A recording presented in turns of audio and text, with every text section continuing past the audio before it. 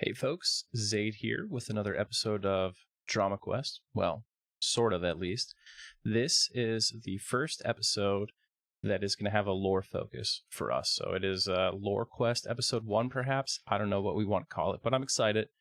I don't think it'll be the 1 to 2 hour experience that we normally get because it's just going to be me solo. And I think I'm going to run through this lore relatively quickly, but we'll see kind of how it turns out.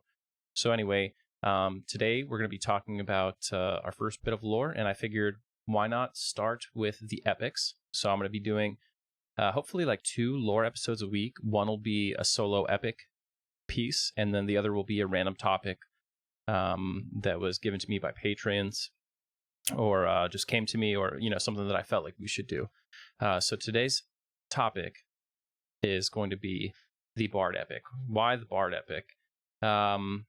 Well, it seems only natural that we would do the Bard epic because it's just the first one alphabetically. So I figure we'll knock that out and we'll keep going alphabetically down the line. I might do Berserker and Beast Lord out of order because they came later. So we'll do the original classes and then we'll do Beast Lord and then we'll do Berserker.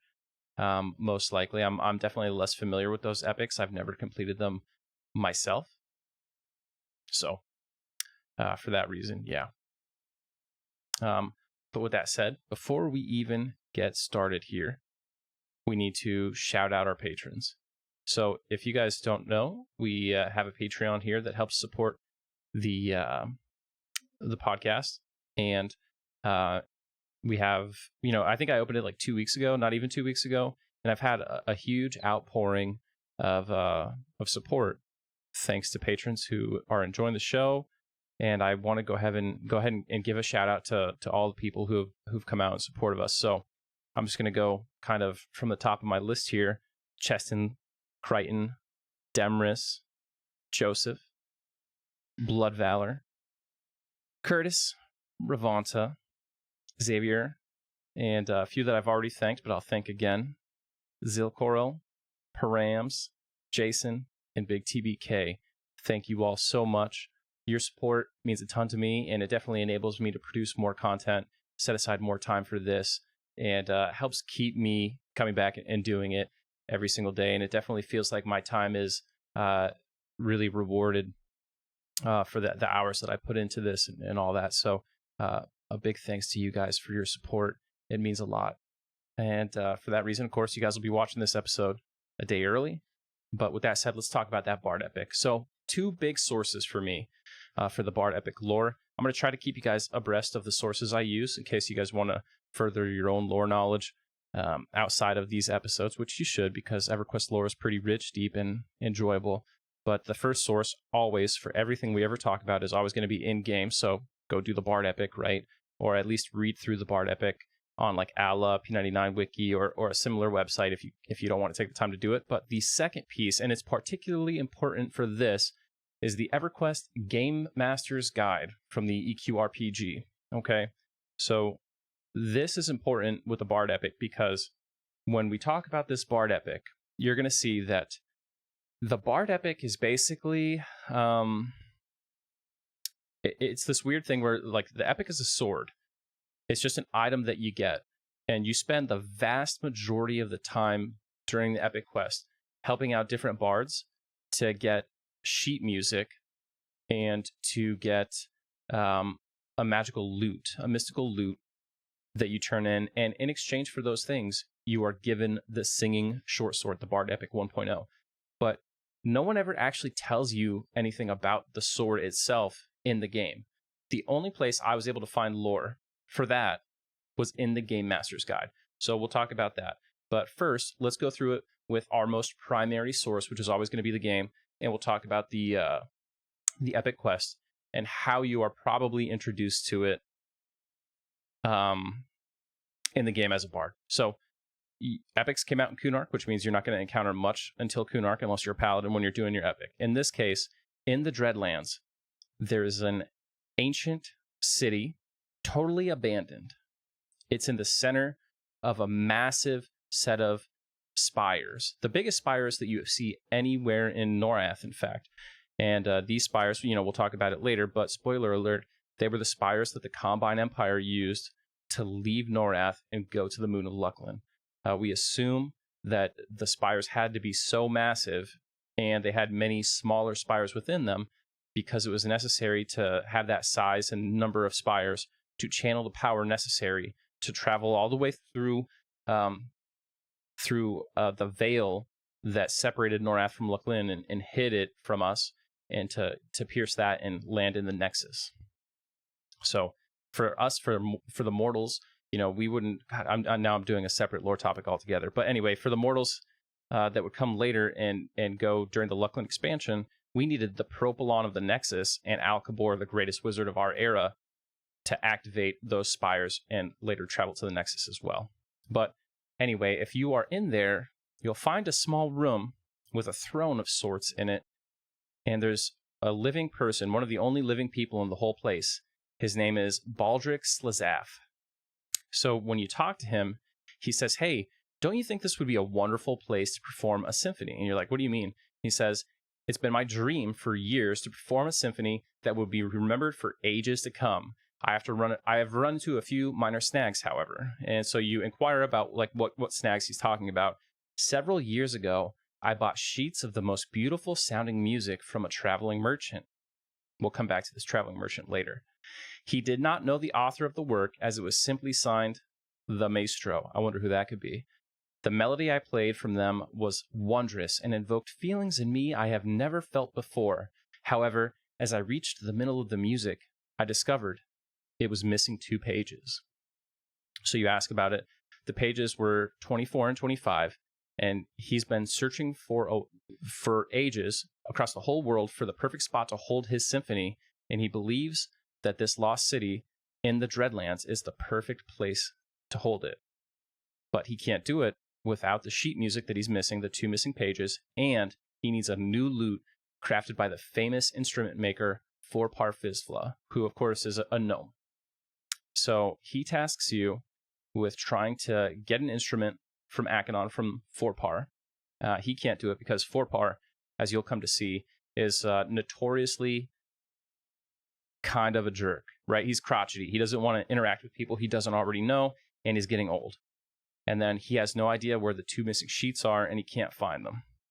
But he does pull out the singing short sword, shows you this magical blade, and says, "I might be willing to part with this wonderful sword if I were able to perform this symphony. You'd also gain recognition at the opening of the symphony." Okay, he sheathes the sword and begins to hum a haunting melody. So you go off into the world, and somehow you should encounter clues that would lead you on the path to finding this item.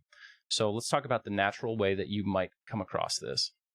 Well, there's sort of 2 parallel lines that you want to follow just for the pages, okay? So first, you could encounter Konia Swiftfoot, who is going to be in West Corona.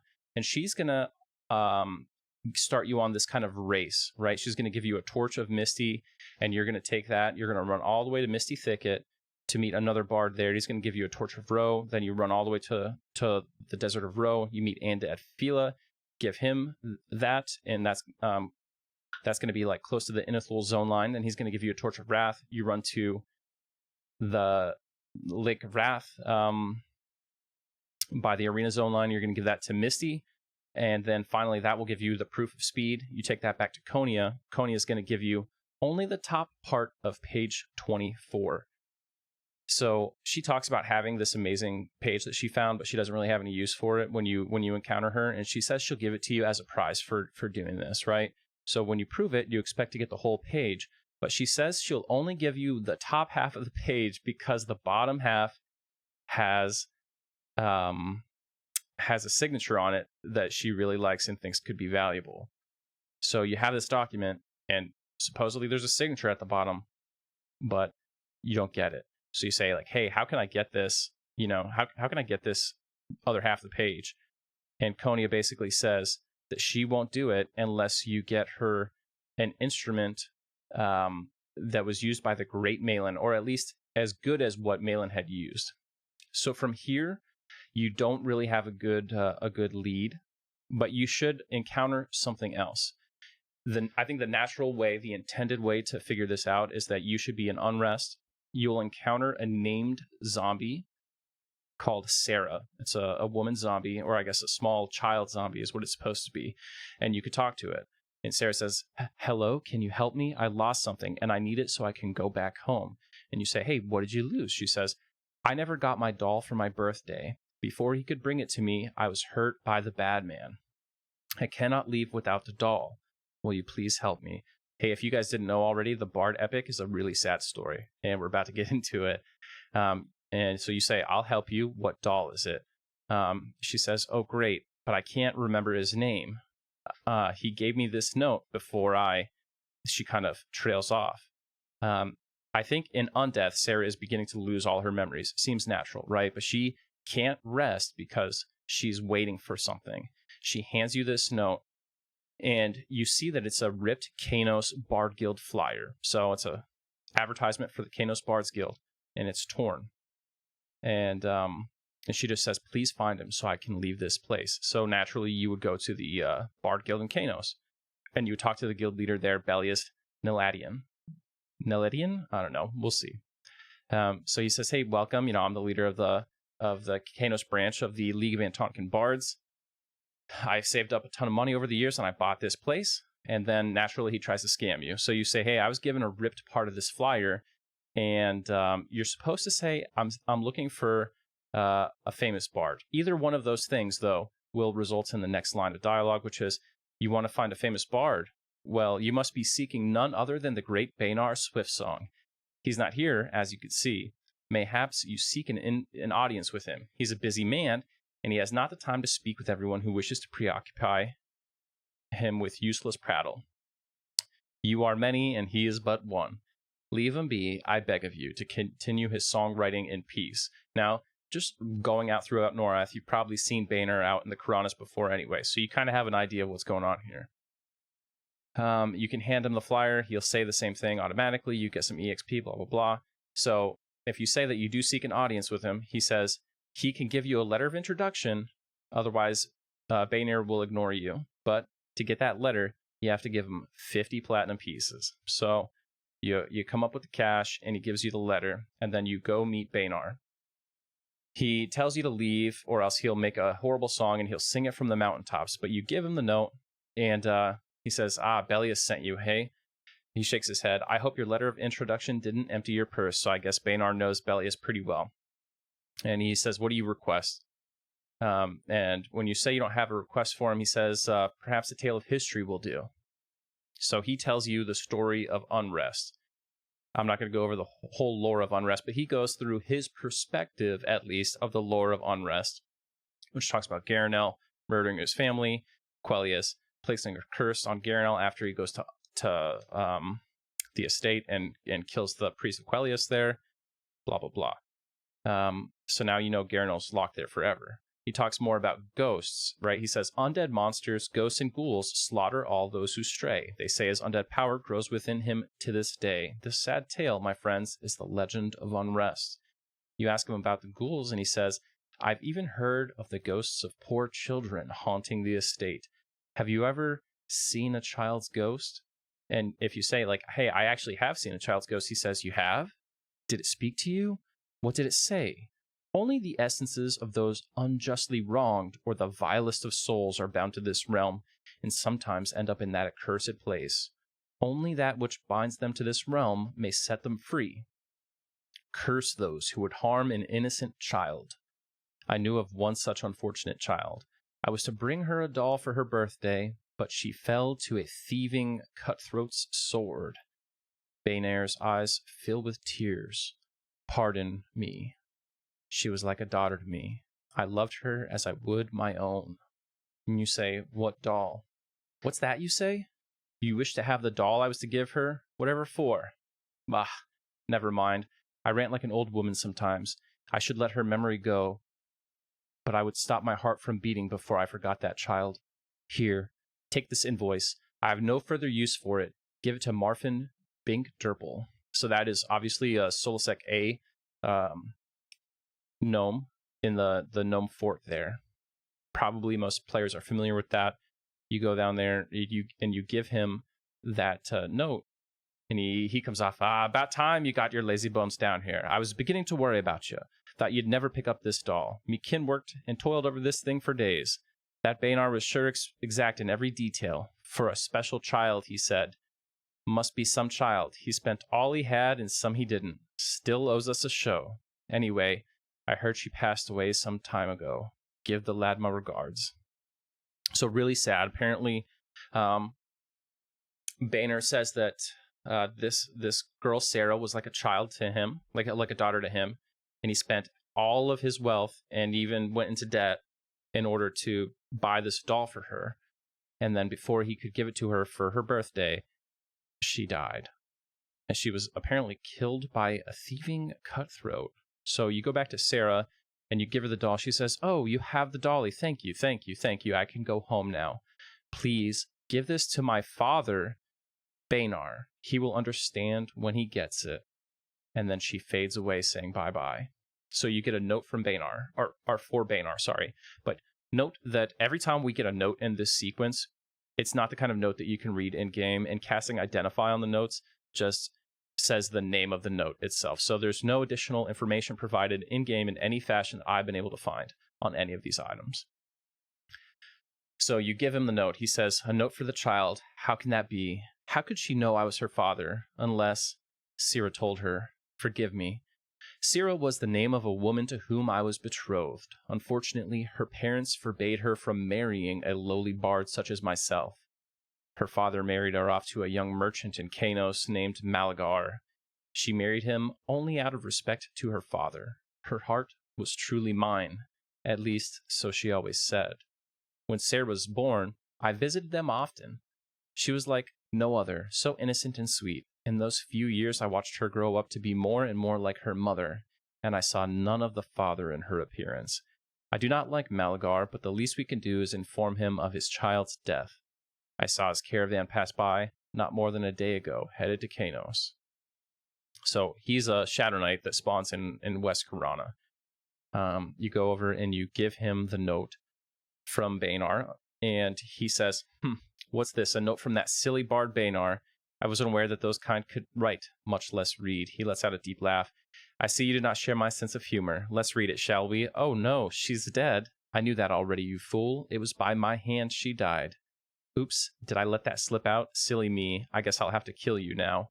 And then you have to, fight Malagar. You kill him. You tell Banar, and he says, "That vile dog. I knew there was something not right with him. The way he stared at everyone with contempt, even his own wife. I curse him. I curse him to stay upon the realm and deny him what he most desires.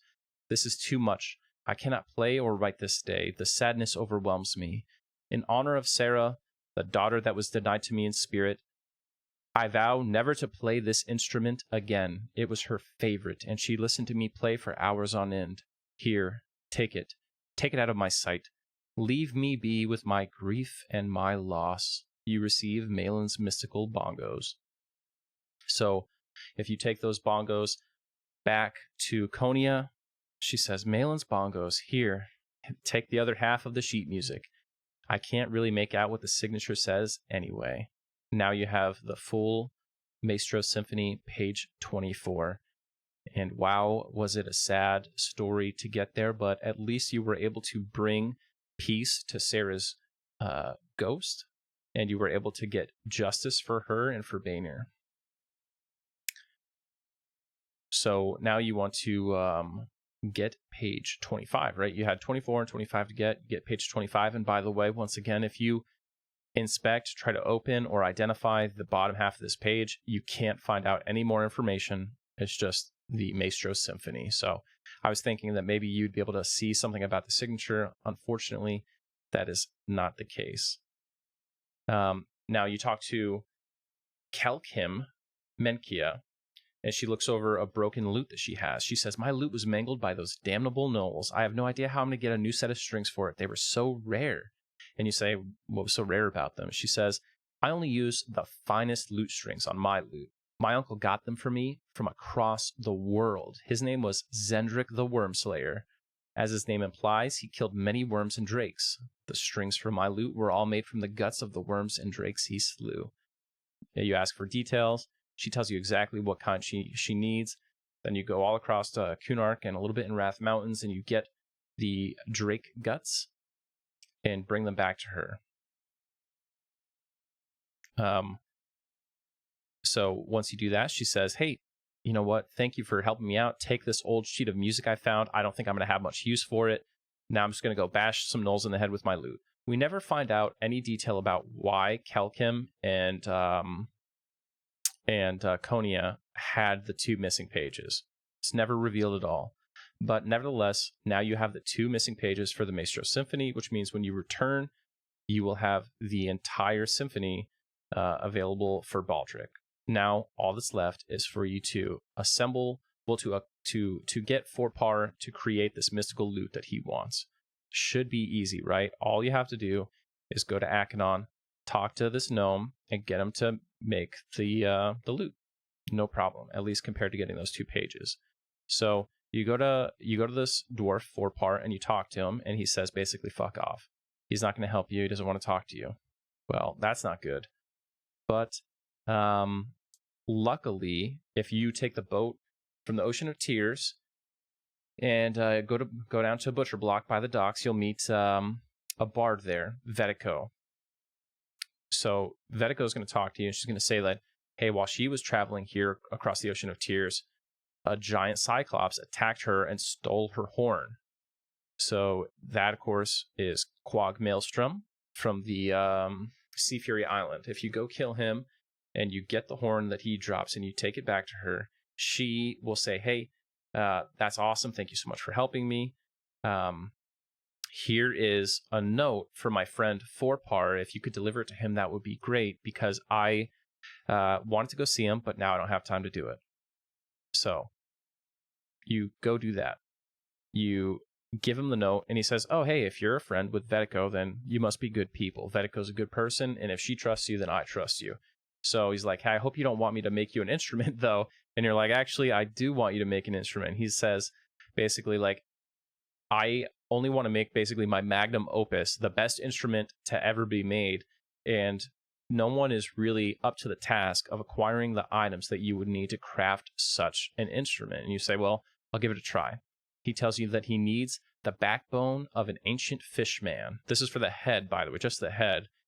A tentacle from an amygdalin, and a petrified skull of a lycanthrope. So the werewolf skull is from Karnor's castle. That's from a Drollvard warlord. The amygdalin tendril is from the plane of fear itself, and the ancient backbone from the fishman is, of course, the kedge backbone from the last remaining kedge in the whole world.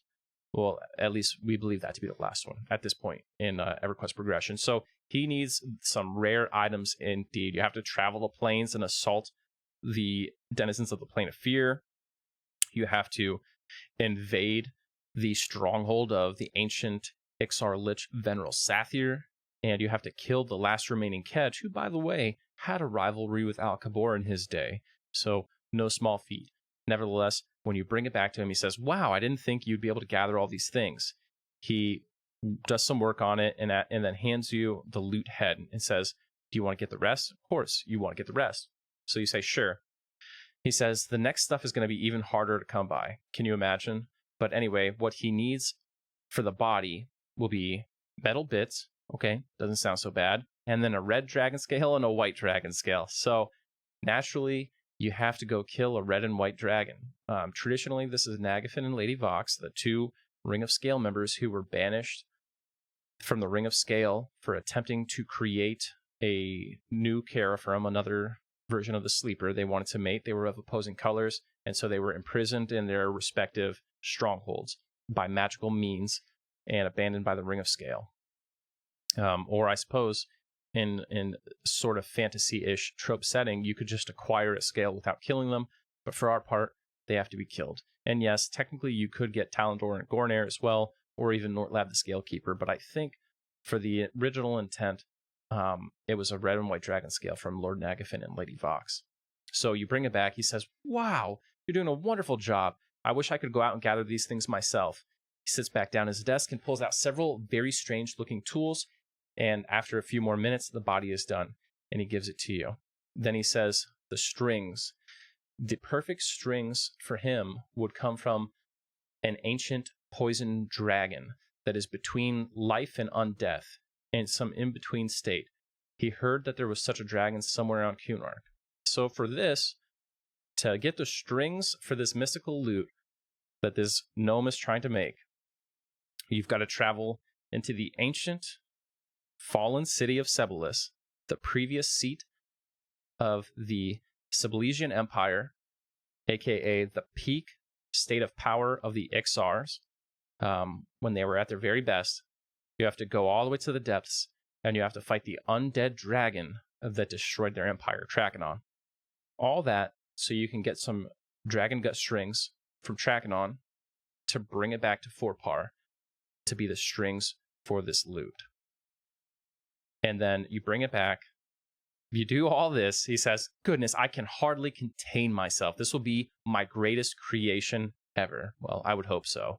He sits down. He slides the loot head into place, screws it together. After a few minutes, he begins to string the loot with the gut strings of the poison dragon. A wonderful sound fills the air as he strums the loot once and hands it to you. I hope you find a good use for that. I bet you could play it from the mountaintops and the people below would hear you. Thank you for making my lifelong dream come true. You take this all the way back to the Dreadlands, and I suppose his words were important, what Forpar said, because Baldric Slezaf is indeed in the mountains and hopes that the world will hear him. And you deliver to him the Maestro Symphony, page 24 and 25, and the mystical loot from Forpar. It was an epic quest indeed. Involved killing 3 dragons, extraplanar beings, the last of a dying, powerful race, proving your speed, avenging a ghost and a father, and destroying an evil merchant. All of that to come to this point. You give it all to Baldric, and Baldric looks at you, shocked, as you hand in the pages and the loot. I will put on a symphony, the likes of which the gods have never seen. Thank you so much. Please take this sword as a token of my gratitude. And you get the sword, but it's never revealed how the sword came to be, what it is, who Baldric is, where he comes from. We never hear any of that. We don't know who the Maestro is, though we can assume. And I think most importantly, we never find anything about who this merchant was.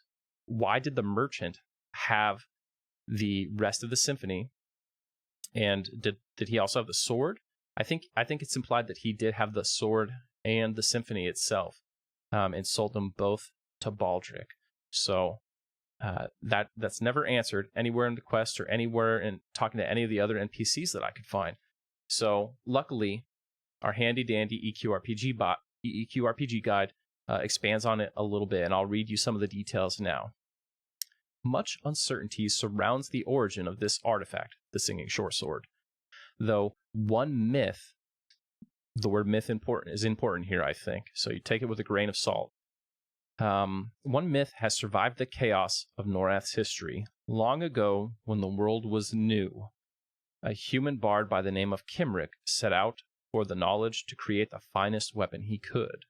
His search took him to the very edges of Norath, and eventually to the new stronghold of Kanos. So already here, you can see some of the mythiness of this come out, because it says, long ago when the world was new. Well, when the world was new, the only people here, right, it was the Age of Scale. Nothing existed except for Vishan's children. Even when humanity was new, they were just barbarians, and it was only later that they would spread out, establish Ocean Green, and even later still that they would establish what we now know as Kanos. So the timeline here is questionable. Like, I don't think that the city of Kanos and the Combine Empire even ever existed at the same time, right? Kanos is very much later in the timeline. Nevertheless, we'll continue with the story. While traveling through the city, admiring its clear fish pools and pristine buildings, he heard a voice on the wind, unlike any he had heard before. Following it, he came to a small pond where a maiden sat. She looked longingly into the water, singing a melody so sweet that Kimric was moved to tears. The maiden stopped, embarrassed that her singing had gained the attention of a traveling stranger. It took no more than a week before the two became inseparable. Ruinwin, that's the maiden's name, and Kimric made solemn vows to one another, forsaking all others. The rather self-centered young man had found his muse, and her voice, her beauty, and her goodness inspired Kimrick to work even harder on his quest. He spent nearly all his waking moments now fashioning a blade, lovingly crafting the short sword until its shine rivaled that of Ruinwind's eyes, and its strength matched the loyalty in her heart. No better sword had been crafted in Kainos. Unfortunately, as his obsession with perfection grew, the blade and its self-absorption also grew. The time he spent with Ruinwind dwindled. She took to walking the streets, speaking with strangers, and hearing tales from far-off lands. Perhaps, she felt, if she gathered enough gossip and foreign news for her love, she could better entertain him. Sadly, Kimrick was blind to her true intentions and mistook her street walking for betrayal. He began to follow her through the city, watching her smile and charm the travelers that passed through. Her voice would leave them spellbound, and men gathered to woo her. Though her heart remained true, Kimrick knew only jealousy in his heart. In his mind, her sweet words were to him dripping with lies, and her eyes spoke of infidelity. She returned one evening to find Kimrick waiting up. Full of rage, he accused her of betrayal and, without waiting for an explanation, buried the gleaming short sword in her chest, watching her slump to the ground in anguished confusion. Some say that at this moment, Ruinwind cried out to the heavens for vengeance, and that it was Inaruk, the Prince of Hate himself, who heard her plea. At the moment, her spirit left her body and fused with Kimrick's... at that moment, her spirit left her body and fused with Kimrick's shining blade. In a panic, Kimrick disposed of the body and lost himself in wine and debauchery. One evening, as he returned home in a drunken stupor, he drew the sword from its sheath. Into his mind came the song of Ruinwind, the very tune that he had heard upon their first meeting. So horrifying it was now, yet so beautiful still. Day and night the melody filled his mind, slowly expanding into a virtual symphony, until he had to sit down in his study and begin to write the music that would not let him rest. Day and night he spent writing Ruinwind's symphony. So persistent it was. Her spirit would not let him rest, and the melodies consumed him, feeding his selfishness and his anguish until he turned to the gods themselves and demanded freedom. Inaruk's ear is ever open to despair and pain, and, pleased with Kimrick's pitiful cries, he took the bard into his realm, twisting him into the very image of ugliness that his former murderous act warranted. A maestro he had become, and now he dwells in Inaruk's hateful realm, replaying the haunting song for eternity. I think this is implying that he is the Maestro of Rancor, right? And that is called the Maestro Symphony when you get it during the EverQuest in-game. However, there is other content in EverQuest, specifically a quest in EverQuest Online Adventures, the prequel to EverQuest, which suggests that the Maestro of Rancor is known as Videl Revnold, and we'll probably do a future episode just on the Maestro. But I just wanted to point out that we do have several conflicting pieces of evidence as to the identity of the Maestro. This book says that the person here, Kimrick, who fashioned the singing short sword, became a Maestro in Plane of Hate. Not the Maestro of Rancor necessarily, but I think it's the only Maestro I know. And the pages of the symphony in the game are signed by the Maestro. So it seems logical. Now, this book that I'm reading was written in 2002. I consider this to be still... it was published in 2002, probably written before that. So I consider this to be a decent source. Some of these books for EverQuest can get crazy, especially much later content that was added by people who were wholly uninvolved and didn't consult the original lore at all. But for what it's worth, I think that this book is pretty good, and most of the other content and the RPG series of books is pretty faithful as far as I can tell. So for now, at least for the purpose of this episode, until we do a little bit more investigation, we're going to go with this. We're going to assume that the Maestro of Rancor is the one and only Kimrick who fashioned the singing short sword, which would imply, in my opinion, that wandering merchant that they encountered was perhaps Inaruk in disguise.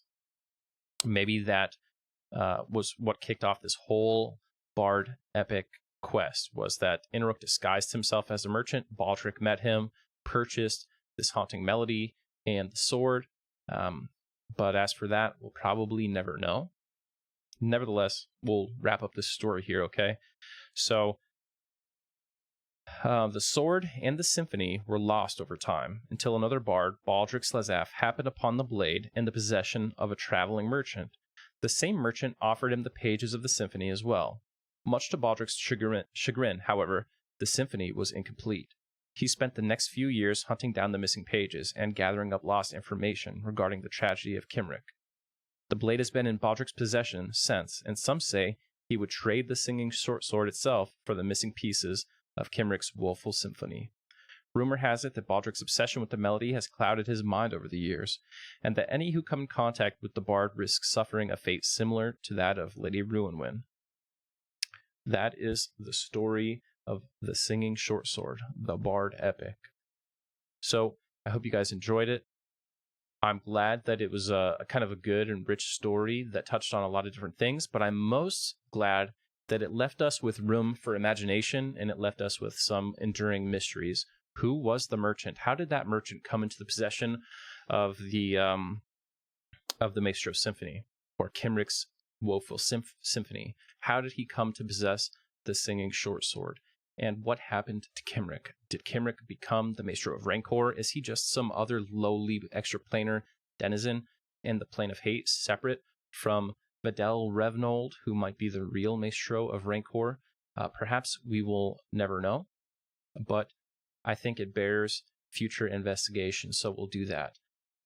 With all that said, I hope you guys enjoyed this little lore episode. I know it's a little bit shorter than our usual, but I still enjoyed it, and I'm excited to explore a lot more lore and go into things with a little bit more depth than what we might be used to when we talk about EverQuest lore. And there's no shortage of it, so we should have many, many episodes to work with.